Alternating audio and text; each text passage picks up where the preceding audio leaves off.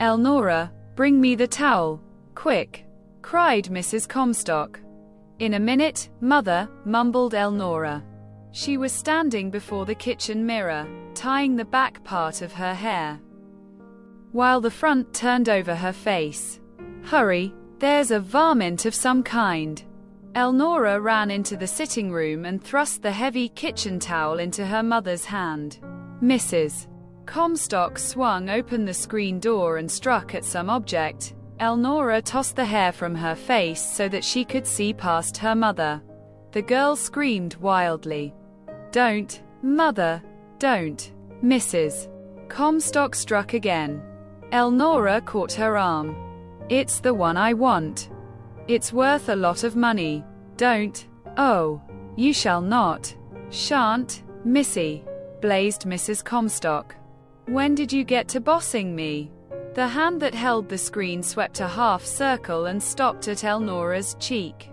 She staggered with the blow, and across her face, paled with excitement, a red mark arose rapidly. The screen slammed shut, throwing the creature on the floor before them. Instantly Mrs. Comstock crushed it with her foot. Elnora stepped back, accepting the red mark. Her face was very white. "That was the last moth I needed," she said, "to complete a collection worth $300. You've ruined it before my eyes." "Moth!" cried Mrs. Comstock. "You say that because you are mad.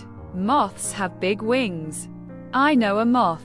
I've kept things from you," said Elnora, "because I didn't dare confide in you. You had no sympathy with me. But you know I never told you untruths in all my life." "It's no moth," reiterated Mrs. Comstock.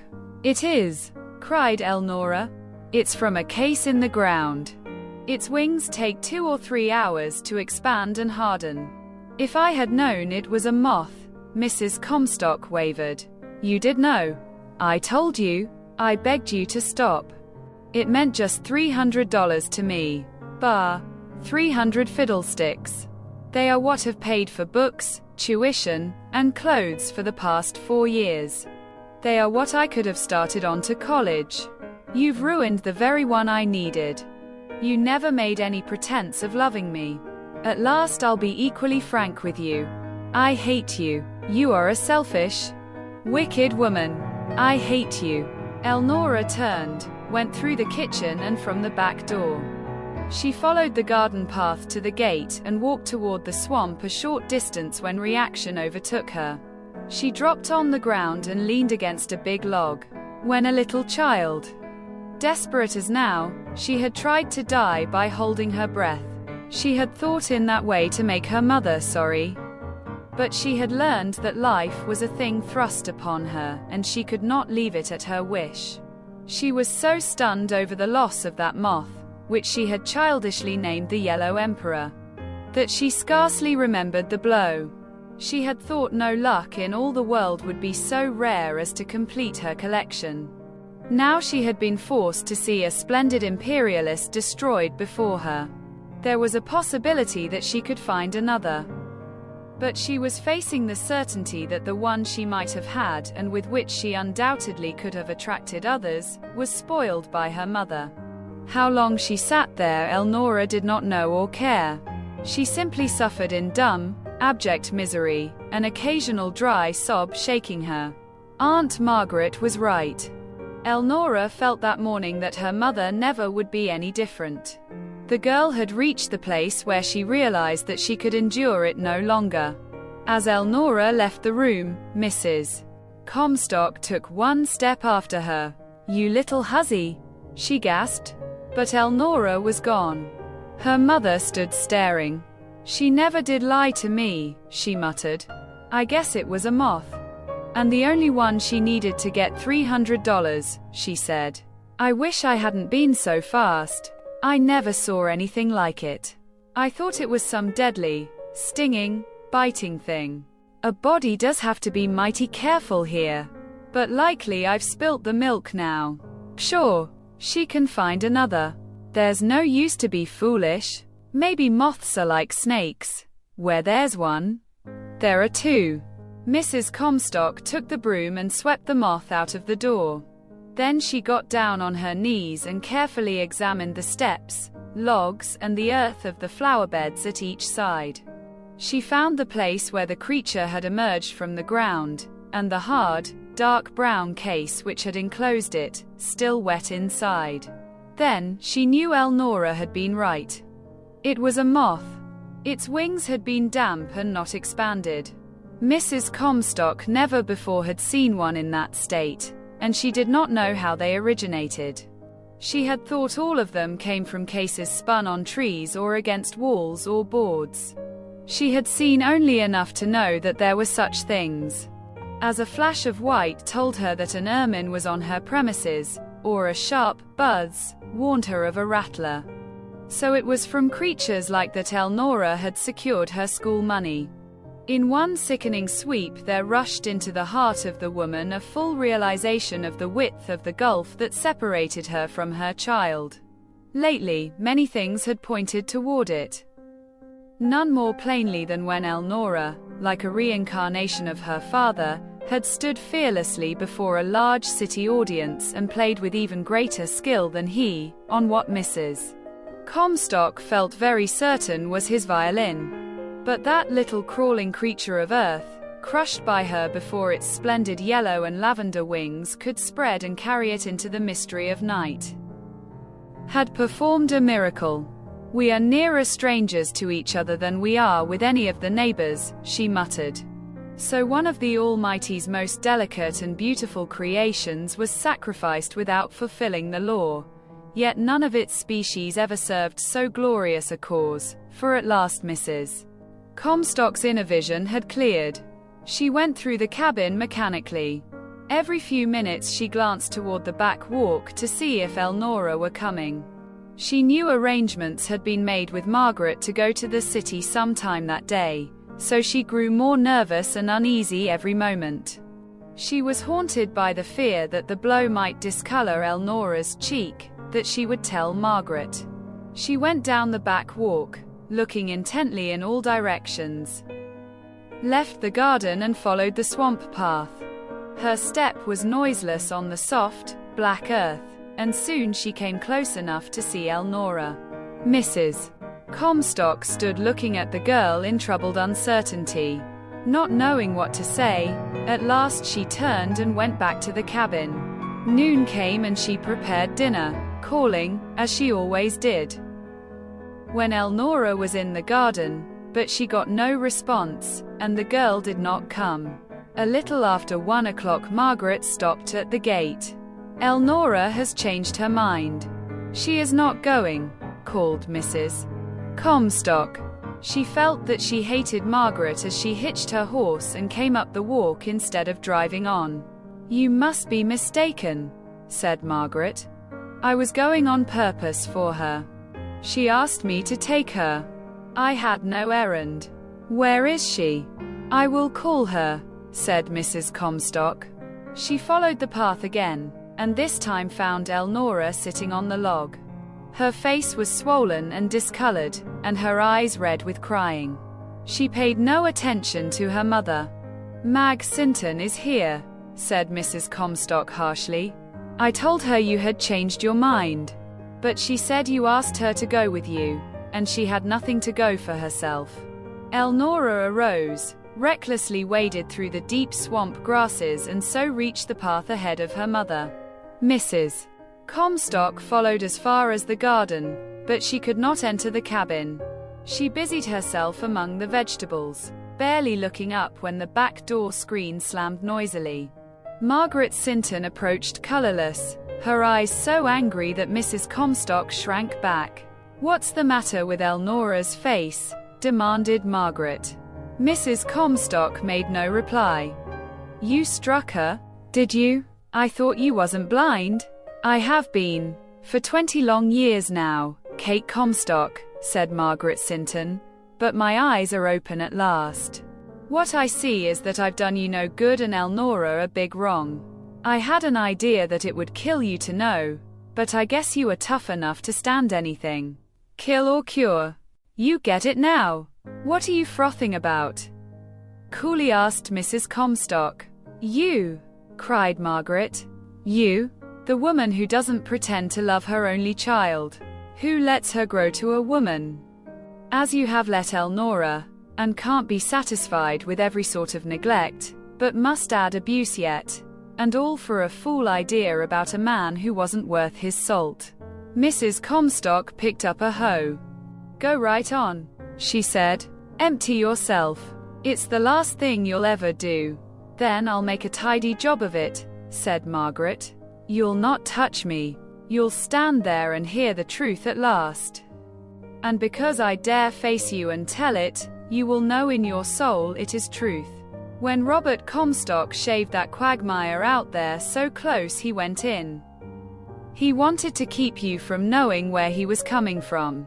He'd been to see Elvira Carney. They had plans to go to a dance that night.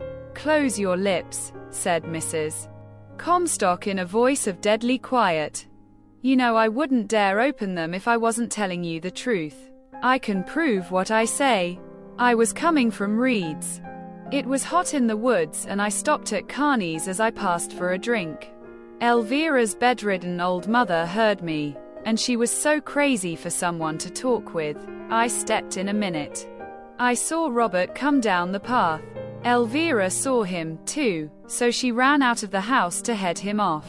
It looked funny, and I just deliberately moved where I could see and hear. He brought her his violin and told her to get ready and meet him in the woods with it that night, and they would go to a dance. She took it and hid it in the loft to the well house and promised she'd go. Are you done?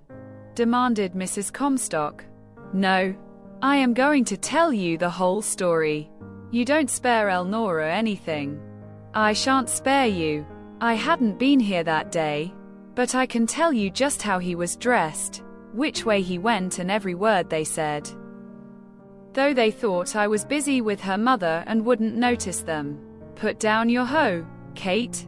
I went to Elvira, told her what I knew and made her give me Comstock's violin for Elnora over 3 years ago. She's been playing it ever since. I won't see her slighted and abused another day on account of a man who would have broken your heart if he had lived. 6 months more would have showed you what everybody else knew.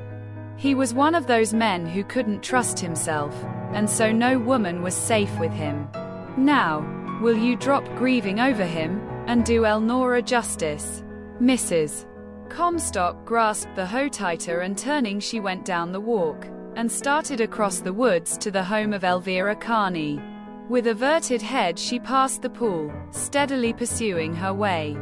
Elvira Carney, hanging towels across the back fence, saw her coming and went toward the gate to meet her. 20 years she had dreaded that visit. Since Margaret Sinton had compelled her to produce the violin she had hidden so long, because she was afraid to destroy it, she had come closer expectation than dread.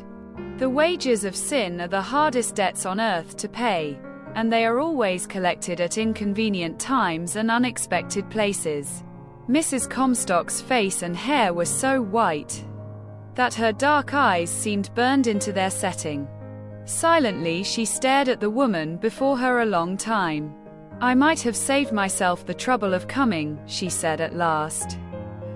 I see you are guilty as sin. What has Mag Sinton been telling you? Panted the miserable woman, gripping the fence. The truth, answered Mrs. Comstock succinctly. Guilt is in every line of your face, in your eyes, all over your wretched body. If I'd taken a good look at you any time in all these past years, no doubt I could have seen it just as plain as I can now. No woman or man can do what you've done, and not get a mark set on them for everyone to read. Mercy, gasped weak little Elvira Carney. Have mercy. Mercy, scoffed Mrs. Comstock. Mercy. That's a nice word from you. How much mercy did you have on me? Where's the mercy that sent Comstock to the slime of the bottomless quagmire and left me to see it, and then struggle on in agony all these years? How about the mercy of letting me neglect my baby all the days of her life? Mercy. Do you really dare use the word to me? If you knew what I've suffered. Suffered, jeered Mrs. Comstock. That's interesting. And pray, what have you suffered? All the neighbors have suspected and been down on me. I ain't had a friend. I've always felt guilty of his death. I've seen him go down 1,000 times. Plain as ever you did. Many's the night I've stood on the other bank of that pool and listened to you. And I tried to throw myself in to keep from hearing you, but I didn't dare. I knew God would send me to burn forever. But I'd better done it. For now, he has set the burning on my body, and every hour it is slowly eating the life out of me. The doctor says it's a cancer. Mrs. Comstock exhaled a long breath. Her grip on the hoe relaxed and her stature lifted to towering height. I didn't know, or care, when I came here, just what I did, she said. But my way is beginning to clear. If the guilt of your soul has come to a head, in a cancer on your body, it looks as if the Almighty didn't need any of my help in meting out his punishments. I really couldn't fix up anything to come anywhere near that. If you are going to burn until your life goes out with that sort of fire, you don't owe me anything. Oh. Catherine Comstock, groaned Elvira Carney, clinging to the fence for support. Looks as if the Bible is right when it says, "The wages of sin is death," doesn't it? Asked Mrs. Comstock. Instead of doing a woman's work in life, you chose the smile of invitation, and the dress of unearned cloth. Now you tell me you are marked to burn to death with the unquenchable fire. And him? It was shorter with him, but let me tell you he got his share. He left me with an untruth on his lips, for he told me he was going to take his violin to Honor Basha for a new key. When he carried it to you, every vow of love and constancy he ever made me was a lie, after he touched your lips, so when he tried the wrong side of the quagmire to hide from me the direction in which he was coming, it reached out for him, and it got him. It didn't hurry, either. It sucked him down, slow and deliberate. Mercy, groaned Elvira Carney. Mercy. I don't know the word, said Mrs. Comstock. You took all that out of me long ago. The past 20 years haven't been of the sort that taught mercy. I've never had any on myself and none on my child. Why in the name of justice should I have mercy on you, or on him? You were both older than I, both strong, sane people. You deliberately chose your course when you lured him, and he, when he was unfaithful to me. When a loose man and a light woman face the end the Almighty ordained for them, why should they shout at me for mercy? What did I have to do with it? Elvira Carney sobbed in panting gasps. You've got tears. Have you? Marveled Mrs. Comstock. Mine all dried long ago. I've none left to shed over my wasted life, my disfigured face and hair, my years of struggle with a man's work, my wreck of land among the tilled fields of my neighbors. Or the final knowledge that the man I so gladly would have died to save, wasn't worth the sacrifice of a rattlesnake. If anything yet could wring a tear from me, it would be the thought of the awful injustice I always have done my girl. If I'd lay hand on you for anything, it would be for that. Kill me if you want to, sobbed Elvira Carney.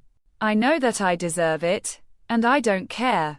You are getting your killing fast enough to suit me, said Mrs. Comstock. I wouldn't touch you, any more than I would him, if I could. Once is all any man or woman deceives me about the holiest things of life. I wouldn't touch you any more than I would the Black Plague. I am going back to my girl. Mrs. Comstock turned and started swiftly through the woods, but she had gone only a few rods when she stopped, and leaning on the hoe, she stood thinking deeply. Then she turned back. Elvira still clung to the fence, sobbing bitterly. I don't know, said Mrs. Comstock, but I left a wrong impression with you. I don't want you to think that I believe the Almighty set a cancer to burning you as a punishment for your sins. I don't. I think a lot more of the Almighty. With a whole sky full of worlds on his hands to manage, I'm not believing that he has time to look down on ours, and pick you out of all the millions of us sinners, and set a special kind of torture to eating you. It wouldn't be a gentlemanly thing to do, and first of all, the Almighty is bound to be a gentleman. I think likely a bruise and bad blood is what caused your trouble. Anyway, I've got to tell you that the cleanest housekeeper I ever knew, and one of the noblest Christian women, was slowly eaten up by a cancer. She got hers from the careless work of a poor doctor. The Almighty is to forgive sin and heal disease, not to invent and spread it. She had gone only a few steps when she again turned back. If you will gather a lot of red clover bloom, make a tea strong as lye of it, and drink quarts, I think likely it will help you, if you are not too far gone. Anyway, it will cool your blood and make the burning easier to bear. Then she swiftly went home. Enter the lonely cabin she could not. Neither could she sit outside and think. She attacked a bed of beets and hoed until the perspiration ran from her face and body, then she began on the potatoes. When she was too tired to take another stroke, she bathed and put on dry clothing. In securing her dress, she noticed her husband's carefully preserved clothing lining one wall. She gathered it in an armload and carried it to the swamp. Piece by piece she pitched into the green moor of the quagmire all those articles she had dusted carefully and fought moths from 4 years, and stood watching as it slowly sucked them down. She went back to her room and gathered every scrap that had in any way belonged to Robert Comstock, excepting his gun and revolver, and threw it into the swamp. Then for the first time she set her door wide open. She was too wary now to do more, but an urging unrest drove her. She wanted Elnora. It seemed to her she never could wait until the girl came and delivered her judgment. At last, in an effort to get nearer to her, Mrs. Comstock climbed the stairs and stood looking around Elnora's room. It was very unfamiliar. The pictures were strange to her. Commencement had filled it with packages and bundles. The walls were covered with cocoons, moths and dragonflies were pinned everywhere. Under the bed she could see half a dozen large white boxes.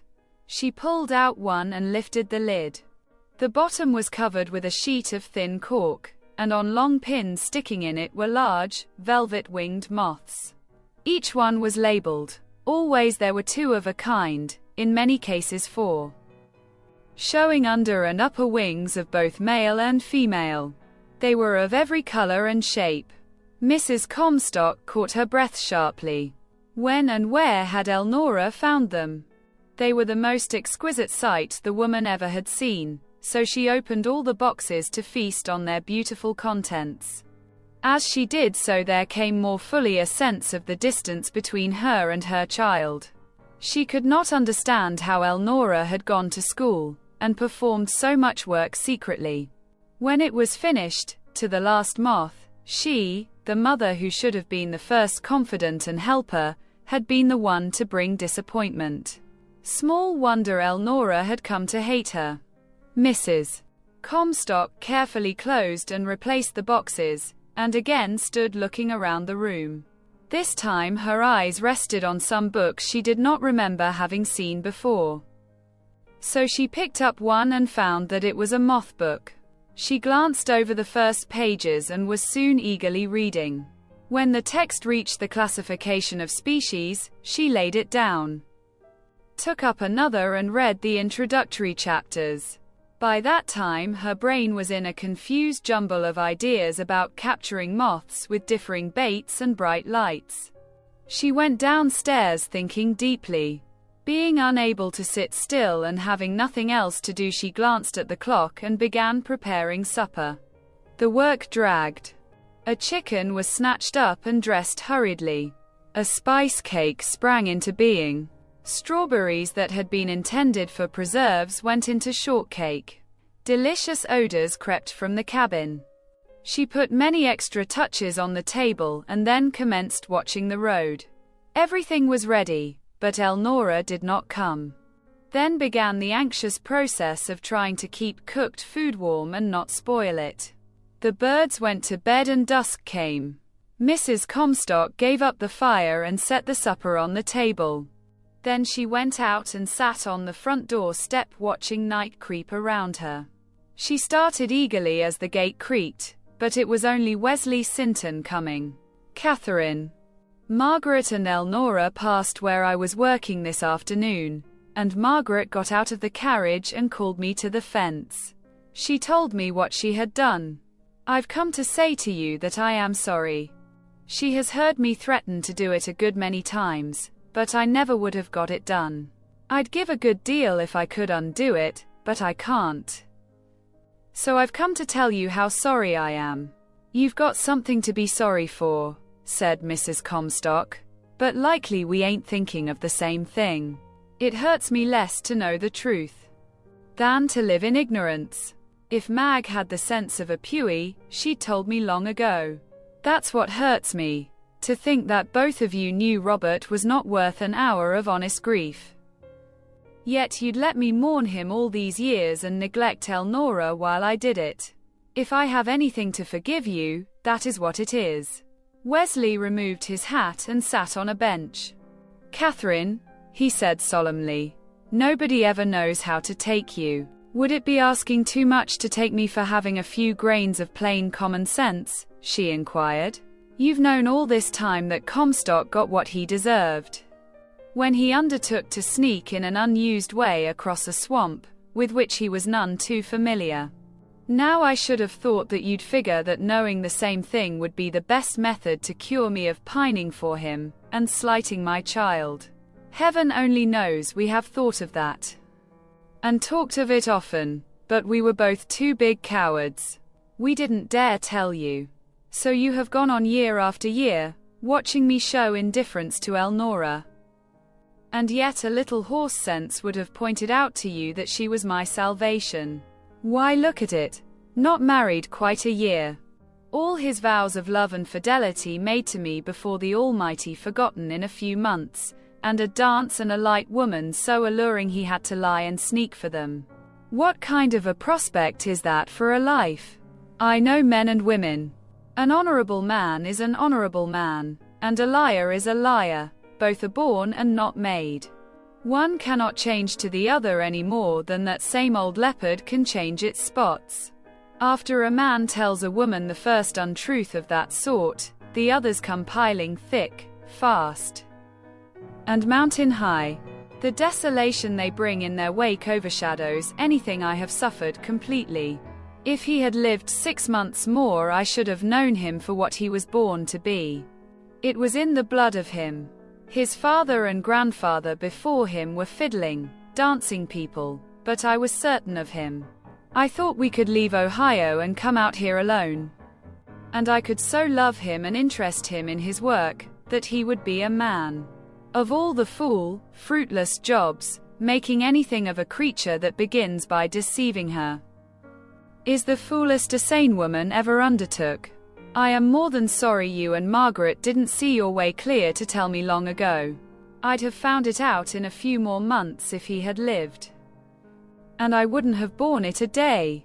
The man who breaks his vows to me once, doesn't get the second chance. I give truth and honor. I have a right to ask it in return. I am glad I understand at last. Now, if Elnora will forgive me, we will take a new start and see what we can make out of what is left of life. If she won't, then it will be my time to learn what suffering really means. But she will, said Wesley. She must. She can't help it when things are explained. I notice she isn't hurrying any about coming home. Do you know where she is or what she is doing? I do not. But likely she will be along soon.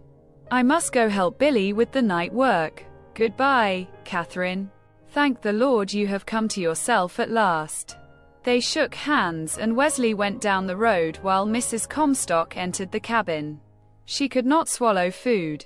She stood in the back door watching the sky for moths, but they did not seem to be very numerous. Her spirits sank and she breathed unevenly. Then she heard the front screen. She reached the middle door as Elnora touched the foot of the stairs. Hurry, and get ready. Elnora," she said. "Your supper is almost spoiled now." Elnora closed the stair door behind her, and for the first time in her life, threw the heavy lever which barred out anyone from downstairs. Mrs. Comstock heard the thud, and knew what it meant. She reeled slightly and caught the doorpost for support. For a few minutes she clung there, then sank to the nearest chair. After a long time she arose and stumbling half blindly, she put the food in the cupboard and covered the table. She took the lamp in one hand, the butter in the other, and started to the spring house. Something brushed close by her face, and she looked just in time to see a winged creature rise above the cabin and sail away. "That was a night bird," she muttered. As she stopped to set the butter in the water, came another thought. Perhaps it was a moth. Mrs. Comstock dropped the butter and hurried out with the lamp. She held it high above her head and waited until her arms ached. Small insects of night gathered, and at last a little dusty miller, but nothing came of any size. "I must go where they are, if I get them," muttered Mrs. Comstock. She went to the barn after the stout pair of high boots she used in feeding stock in deep snow. Throwing these beside the back door, she climbed to the loft over the spring house and hunted an old lard oil lantern and one of first manufacture for oil. Both these she cleaned and filled. She listened until everything upstairs had been still for over half an hour. By that time it was past 11 o'clock. Then she took the lantern from the kitchen, the two old ones, a handful of matches, a ball of twine, and went from the cabin, softly closing the door. Sitting on the back steps, she put on the boots, and then stood gazing into the perfumed June night, first in the direction of the woods on her land, then toward the Limberlost. Its outline was so dark and forbidding she shuddered and went down the garden, following the path toward the woods, but as she neared the pool her knees wavered and her courage fled. The knowledge that in her soul she was now glad Robert Comstock was at the bottom of it made a coward of her, who fearlessly had mourned him there, nights untold. She could not go on. She skirted the back of the garden, crossed a field, and came out on the road. Soon she reached the Limberlost. She hunted until she found the old trail, then followed it, stumbling over logs and through clinging vines and grasses. The heavy boots clumped on her feet, overhanging branches whipped her face and pulled her hair. But her eyes were on the sky as she went straining into the night, hoping to find signs of a living creature on wing. By and by she began to see the wavering flight of something she thought near the right size. She had no idea where she was, but she stopped, lighted a lantern and hung it as high as she could reach. A little distance away she placed the second, and then the third. The objects came nearer, and sick with disappointment she saw that they were bats, crouching in the damp swamp grasses. Without a thought of snakes or venomous insects, she waited, her eyes roving from lantern to lantern. Once she thought a creature of high flight dropped near the lard oil light. So she arose breathlessly waiting, but either it passed or it was an illusion. She glanced at the old lantern, then at the new, and was on her feet in an instant, creeping close. Something large as a small bird was fluttering around. Mrs. Comstock began to perspire, while her hand shook wildly. Closer she crept, and just as she reached for it, something similar swept past and both flew away together. Mrs. Comstock set her teeth and stood shivering. For a long time the locusts rasped, the whip-poor wills cried, and a steady hum of night life throbbed in her ears. Away in the sky she saw something coming when it was no larger than a falling leaf. Straight toward the light it flew. Mrs. Comstock began to pray aloud. "This way, oh Lord! Make it come this way. Please, oh Lord! Send it lower." The moth hesitated at the first light, then slowly, easily it came toward the second, as if following a path of air. It touched a leaf near the lantern and settled. As Mrs. Comstock reached for it, a thin yellow spray wet her hand and the surrounding leaves. When its wings raised above its back, her fingers came together. She held the moth to the light. It was nearer brown than yellow. And she remembered having seen some like it in the boxes that afternoon. It was not the one needed to complete the collection, but Elnora might want it, so Mrs. Comstock held on. Then the Almighty was kind, or nature was sufficient, as you look at it, for following the law of its being when disturbed, the moth again threw the spray by which some suppose it attracts its kind, and liberally sprinkled Mrs. Comstock's dress front and arms. From that instant, she became the best moth bait ever invented. Every Polyphemus in range hastened to her, and other fluttering creatures of night followed. The influx came her way. She snatched wildly here and there until she had one in each hand and no place to put them. She could see more coming, and her aching heart, swollen with the strain of long excitement, hurt pitifully. She prayed in broken exclamations that did not always sound reverent. But never was human soul in more intense earnest. Moths were coming. She had one in each hand. They were not yellow, and she did not know what to do. She glanced around to try to discover some way to keep what she had, and her throbbing heart stopped and every muscle stiffened. There was the dim outline of a crouching figure not 2 yards away, and a pair of eyes their owner thought hidden, caught the light in a cold stream. Her first impulse was to scream and fly for life. Before her lips could open, a big moth alighted on her breast while she felt another walking over her hair. All sense of caution deserted her. She did not care to live if she could not replace the yellow moth she had killed. She turned her eyes to those among the leaves. "Here, you," she cried hoarsely. "I need you. Get yourself out here and help me. These critters are going to get away from me. Hustle." Pete Corson parted the bushes and stepped into the light. "Oh, it's you," said Mrs. Comstock. "I might have known, but you gave me a start. Here, hold these until I make some sort of bag for them. Go easy. If you break them, I don't guarantee what will happen to you." "Pretty fierce, ain't you?" laughed Pete. But he advanced and held out his hands. "For Elnora, I suppose." "Yes," said Mrs. Comstock. "In a mad fit, I trampled one this morning. And by the luck of the old boy himself, it was the last moth she needed to complete a collection. I got to get another one or die." "Then I guess it's your funeral," said Pete. "There ain't a chance in a dozen the right one will come." "What color was it?" "Yellow, and big as a bird." "The emperor, likely," said Pete. "You dig for that kind, and they are not numerous. So's that you can smash 'em for fun." "Well, I can try to get one. Anyway," said Mrs. Comstock, "I forgot all about bringing anything to put them in. You take a pinch on their wings until I make a poke."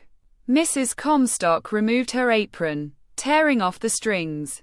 She unfastened and stepped from the skirt of her calico dress. With one apron string she tied shut the band and placket. She pulled a wire pin from her hair, stuck it through the other string, and using it as a bodkin ran it around the hem of her skirt. So shortly she had a large bag. She put several branches inside to which the moths could cling, closed the mouth partially and held it toward Pete. "Put your hand well down and let the things go," she ordered. "But be careful, man. Don't run into the twigs. Easy. That's one. Now the other. Is the one on my head gone?" "There was one on my dress, but I guess it flew. Here comes a kind of a gray-looking one." Pete slipped several more moths into the bag. "Now, that's 5, Mrs. Comstock," he said. "I'm sorry, but you'll have to make that do. You must get out of here lively. Your lights will be taken for hurry calls. And inside the next hour a couple of men will ride here like fury. They won't be nice Sunday school men, and they won't hold bags and catch moths for you. You must go quick." Mrs. Comstock laid down the bag and pulled one of the lanterns lower. I won't budge a step, she said. This land doesn't belong to you. You have no right to order me off it. Here I stay until I get a yellow emperor, and no little petering thieves of this neighborhood can scare me away. You don't understand, said Pete. I'm willing to help Elnora. And I'd take care of you, if I could, but there will be too many for me, and they will be mad at being called out for nothing. Well, who's calling them out? Demanded Mrs. Comstock. I'm catching moths. If a lot of good-for-nothings get fooled into losing some sleep, why let them? They can't hurt me. Or stop my work. They can, and they'll do both. Well, I'll see them do it, said Mrs. Comstock. I've got Robert's revolver in my dress, and I can shoot as straight as any man, if I'm mad enough. Anyone who interferes with me tonight will find me mad aplenty. There goes another. She stepped into the light and waited until a big brown moth settled on her and was easily taken. Then in light, airy flight came a delicate pale green thing, and Mrs. Comstock started in pursuit. But the scent was not right. The moth fluttered high, then dropped lower, still lower, and sailed away. With outstretched hands, Mrs. Comstock pursued it. She hurried one way and another, then ran over an object which tripped her and she fell. She regained her feet in an instant. But she had lost sight of the moth. With livid face she turned to the crouching man. You nasty, sneaking son of Satan, she cried. Why are you hiding there? You made me lose the one I wanted most of any I've had a chance at yet. Get out of here. Go this minute, or I'll fill your worthless carcass so full of holes you'll do to sift cornmeal. Go, I say. I'm using the Limberlost tonight, and I won't be stopped by the devil himself. Cut like fury, and tell the rest of them they can just go home. Pete is going to help me, and he is all of you I need. Now go. The man turned and went.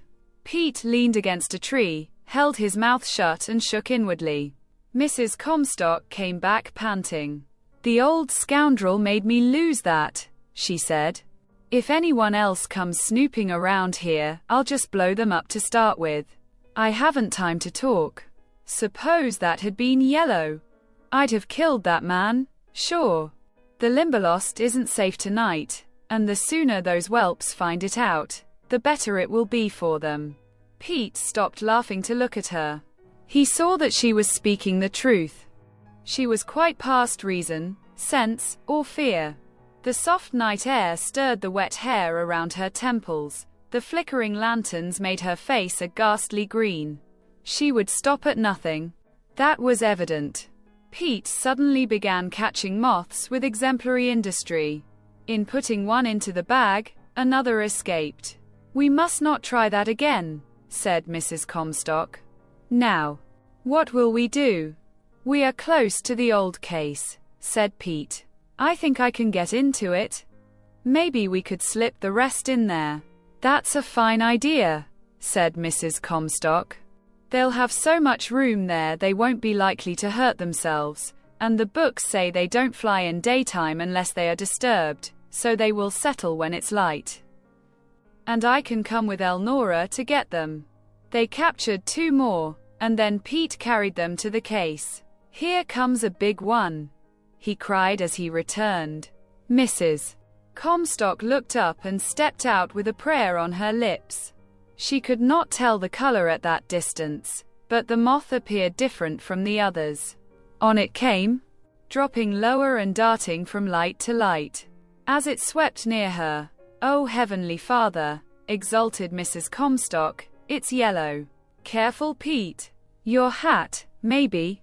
Pete made a long sweep. The moth wavered above the hat and sailed away. Mrs. Comstock leaned against a tree and covered her face with her shaking hands. "That is my punishment," she cried. "Oh, Lord. If you will give a moth like that into my possession, I'll always be a better woman." The Emperor again came in sight. Pete stood tense and ready. Mrs. Comstock stepped into the light and watched the moth's course. Then a second appeared in pursuit of the first. The larger one wavered into the radius of light once more. The perspiration rolled down the man's face. He half lifted the hat. "Pray, woman.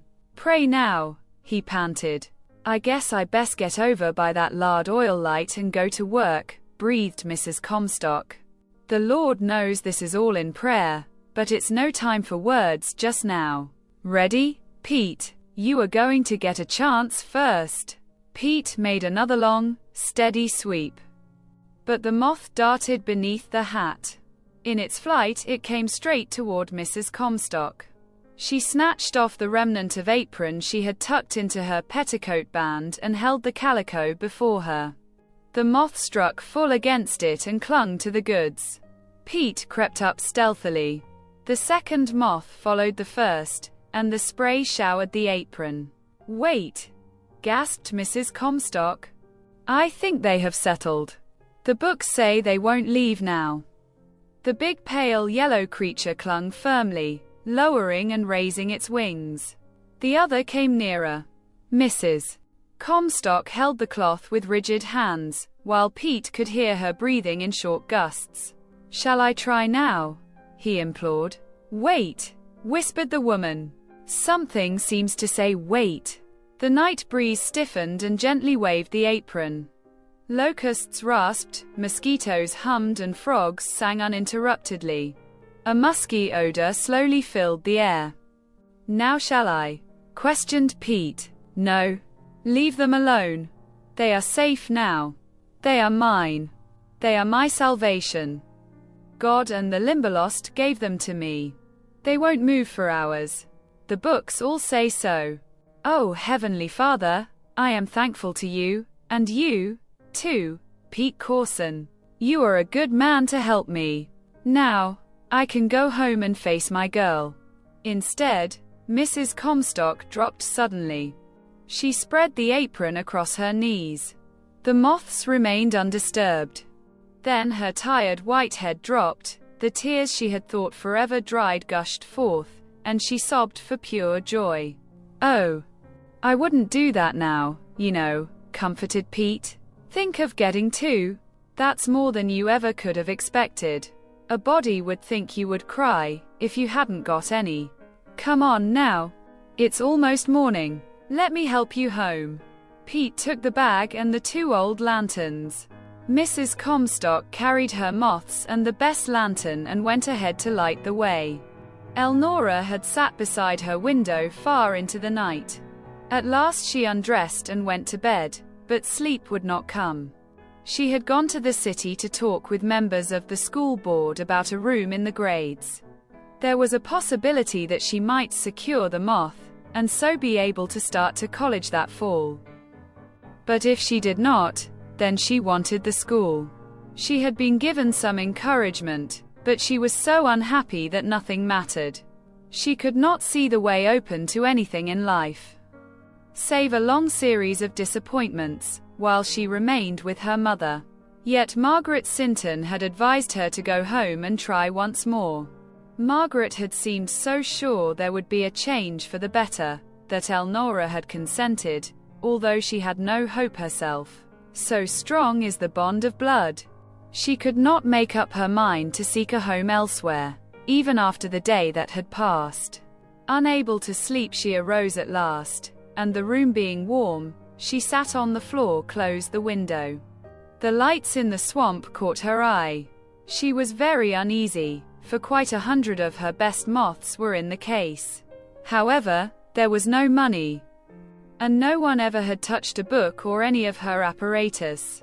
Watching the lights set her thinking, and before she realized it, she was in a panic of fear. She hurried down the stairway softly, calling her mother.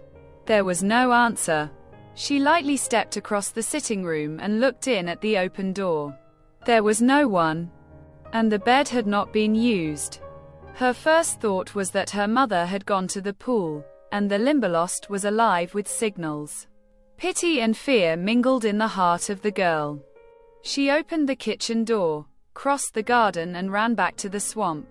As she neared it, she listened, but she could hear only the usual voices of night.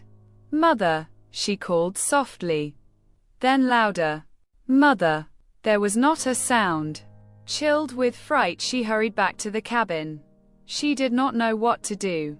She understood what the lights in the Limberlost meant. Where was her mother?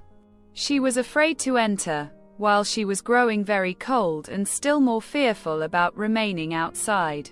At last she went to her mother's room, picked up the gun, carried it into the kitchen, and crowding in a little corner behind the stove, she waited in trembling anxiety.